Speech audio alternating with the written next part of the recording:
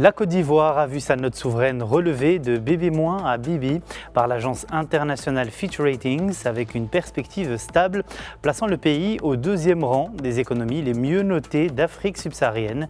Pour analyser ce classement et ses implications économiques, nous sommes en direct depuis Abidjan avec le professeur Prao Yao Séraphin, maître de conférences agréé en économie. Professeur Prao Yao Séraphin, bonsoir et merci d'être avec nous. Bonsoir, monsieur. Alors ma première question est, quelles sont les raisons principales qui ont conduit Fitch Ratings à relever la note souveraine de la Côte d'Ivoire et à la positionner comme la deuxième économie la mieux notée d'Afrique subsaharienne? Alors, il faut dire que plusieurs facteurs ont milité en faveur de cette très bonne note que notre pays enregistre. D'ailleurs, bien avant cette année, la Côte d'Ivoire a déjà émis cette volonté de se faire noter depuis 2014. Et donc, nous sommes passés par les trois grandes sorcières, comme on les appelle dans le jargon de la finance, Moody's, Fitch et Standard & Poor's. Donc, du coup, notre pays ayant cette ferme volonté de se faire noter, se fait respecter. Qu'est-ce qui a milité en faveur? C'est le taux de croissance que vous connaissez. Depuis que le président Ouattara est aux affaires, nous avons un taux de croissance moyen de, on va dire, 6%. Hein. Même après la Covid-19, le pays a connu une résilience au niveau de son taux de croissance. Deuxièmement, le pays enregistre une progression, pour ne pas dire un développement spectaculaire du secteur minier. Le pays a découvert du pétrole, de l'or, de manganèse, du nickel. Donc, du coup, le secteur minier est en pleine expansion en Côte d'Ivoire. Et aussi, le secteur agricole se comporte bien et quand même est résilient face aux aléas. Et malgré le taux d'endettement de notre pays, il faut dire que la Côte d'Ivoire maîtrise quand même son déficit budgétaire, où de 5,2%, nous sommes aujourd'hui aux alentours de 4%, et fin 2025, cette année, nous devrons être autour de 3%. Et aussi, le pays a une maîtrise de son taux d'inflation qui se situe autour de 2%. Donc, vous voyez, donc, tous ces faits-là ont milité en faveur de cette bonne note. Et puis, bon, en octobre, on a cru que l'élection présidentielle allait faire sombrer le pays dans les troubles, mais bien heureusement pour notre pays, nous avons vu que, à part quelques troubles mineurs, les élections se sont bien passées. Donc, la stabilité économique et la stabilité politique ont conduit, n'est-ce pas, Fitch à nous accorder la note de BB. Selon vous, professeur, que signifie concrètement pour un pays d'être classé comme la deuxième économie la mieux notée de sa région? Quels sont les impacts pour les marchés financiers et les investisseurs internationaux? Vous savez que sur le marché international, vous savez bien, monsieur le journaliste, que nos États africains ont des taux d'épargne très faibles. En Côte d'Ivoire, le taux d'épargne ne dépasse pas les 20%. Or, vous êtes sans savoir que le taux d'investissement actuellement dans mon pays culmine autour de 25%. Ça veut dire que le pays doit recourir très régulièrement à l'épargne étrangère, très régulièrement à l'appel public à l'épargne. Et pour ce faire, il faut que le pays bénéficie des taux d'intérêt sur les emprunts très faibles. Donc, quand vous avez une telle note que nous avons, ça veut dire que la Côte d'Ivoire peut mobiliser sur le marché financier des ressources substantielles à moindre coût. Ça, c'est le premier avantage. Le deuxième avantage également, c'est que la Côte d'Ivoire va attirer des investissements directs étrangers. Rappelons qu'en 2023, notre pays a enregistré 1000 milliards, 1000 milliards de francs CFA, n'est-ce pas, d'investissement. Et en 2024, nous avons mobilisé, en termes d'investissement direct étranger, 3,8 milliards de dollars. Donc vous voyez qu'avec cette très bonne note, ce sont des signaux positifs que la Côte d'Ivoire donne au marché international et aux investisseurs internationaux. Donc nous allons avoir des taux d'emprunt très faibles et nous allons attirer davantage d'investissements directs étrangers. Et troisièmement, même les investisseurs locaux vont pouvoir emprunter sur les marchés domestiques à des taux d'intérêt très faibles parce que la signature de la Côte d'Ivoire étant une très bonne signature, Donc cela va bénéficier, n'est-ce pas, non seulement aux entreprises locales, mais ça va permettre au pays d'attirer davantage d'investissements directs étrangers. Professeur, est-ce que vous pouvez nous expliquer dans quelle mesure cette amélioration de la note reflète-t-elle la réalité macroéconomique structurelle de la Côte d'Ivoire plutôt que des facteurs conjoncturels? Oh non, mais je pense que, monsieur le journaliste, vous savez bien que ces agences-là ne sont pas là pour faire plaisir à la Côte d'Ivoire. Et je pense que notre pays, quand même, nous avons, vous savez, nous avons bien organisé la CAN avant vous cette année. Le pays a fondamentalement investi puissamment dans les infrastructures.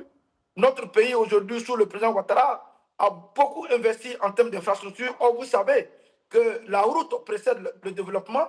Et donc, du coup, les investissements massifs au niveau des routes, au niveau des ports, au niveau du capital humain, je pense que de façon structurelle, il y a une transformation aussi, n'est-ce pas, de notre économie. Aujourd'hui, le secteur tertiaire représente à peu près 55%, n'est-ce pas, de notre PIB. Le secteur secondaire, 23%, et le secteur primaire, 22%. Donc, il y a une certaine transformation structurelle des fondamentaux de l'économie. Et comme je vous ai dit, le pays ne repose pas seulement sur l'agriculture, dont vous savez bien que notre principale production de cacao se comporte bien sur les marchés internationaux avec l'envolée des prix. Et à cela encore, il y a le secteur industriel, ça veut dire que le secteur minier aussi qui est en nette expansion. Donc, je veux dire que ce n'est pas une note factice que nous avons eue de façon conjoncturelle, mais je pense qu'il y a un changement, n'est-ce pas, de la structure de notre économie qui milite en faveur de cette très bonne note. Je pense que le pays, n'est-ce pas, de par cette transformation structurelle, peut dégager des ressources suffisantes pour rembourser, je veux dire, les crédits que notre pays contracte. Donc, je pense que il n'y a pas de phénomène conjoncturel qui nous a permis d'avoir cette note, mais c'est parce que les agences de notation ont fait confiance à la Côte d'Ivoire, qui a fait un bond qualitatif, n'est-ce pas, en augmentant, en multipliant même, je veux dire, par deux le PIB par habitant. Quand le président Ouattara arrivait en 2011, le PIB par habitant était autour de 1600 $. Aujourd'hui, nous sommes aux alentours de 2400 $ par habitant. Donc, vous voyez que le niveau de vie en Côte d'Ivoire ayant augmenté, les structures, n'est-ce pas, économiques de la Côte d'Ivoire se sont transformées. Et donc, du coup, ce n'est pas des aléas conjoncturels qui ont permis à mon pays d'avoir cette note, mais plutôt, je pense que c'est une félicitation, n'est-ce pas, que les marchés accordent à notre pays pour ses efforts de transformation, n'est-ce pas, de son économie. Pouvez-vous nous dire comment la Côte d'Ivoire se positionne-t-elle par rapport à d'autres économies africaines également bien notées, comme le Botswana ou l'Afrique du Sud, dans les évaluations de Fitch?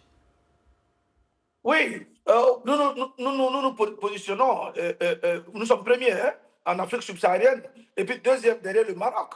Bon, quand vous prenez par exemple Fitch, à noter que l'année prochaine, nous allons avoir un taux de croissance sur la période 2025-2027, nous allons avoir un taux de croissance moyen de 6,5%. Un taux de croissance au-dessus, n'est-ce pas, des pays qui sont notés comme nous. Donc vous voyez que les perspectives, n'est-ce pas, de croissance étant promoteuses, les perspectives par rapport à nos concurrents, si on veut dire ainsi, Botswana, Afrique du Sud, etc. À part le Maroc, je pense que la Côte d'Ivoire est une économie très, très, très robuste et très résiliente. Alors, quels sont les principaux défis économiques et risques qui pourraient menacer le maintien de cette note élevée dans les prochaines années, selon vous? Bon, selon moi, il faut dire que la Côte d'Ivoire a un souci quand même, hein, il faut le dire, hein, parce que le secteur informel, par exemple, représente 40% du PIB et représente 90% des emplois. Il va falloir que le président Ouattara fasse un effort pour réduire le secteur informel. Il y a aussi la croissance aussi qui n'est pas inclusive, monsieur le journaliste. Il est vrai que le taux de pauvreté est passé de 50% à 37% en Côte d'Ivoire, mais il subsiste encore des disparités. Par exemple, le taux de pauvreté se situe au niveau des zones urbaines à 22%, alors que le taux de pauvreté en zone rurale est de 54%.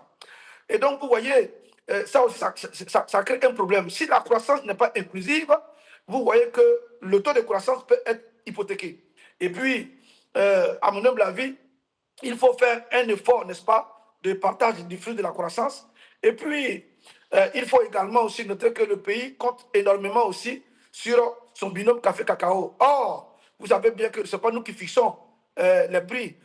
Les prix aujourd'hui, certes, sont en notre faveur, mais demain, les prix peuvent dégringoler. Alors que la Côte d'Ivoire compte énormément sur le binôme café-cacao qui représente aujourd'hui 15% de son PIB, 40% des recettes fiscales du pays et 12%, n'est-ce pas, des recettes fiscales et 40% des recettes d'exportation.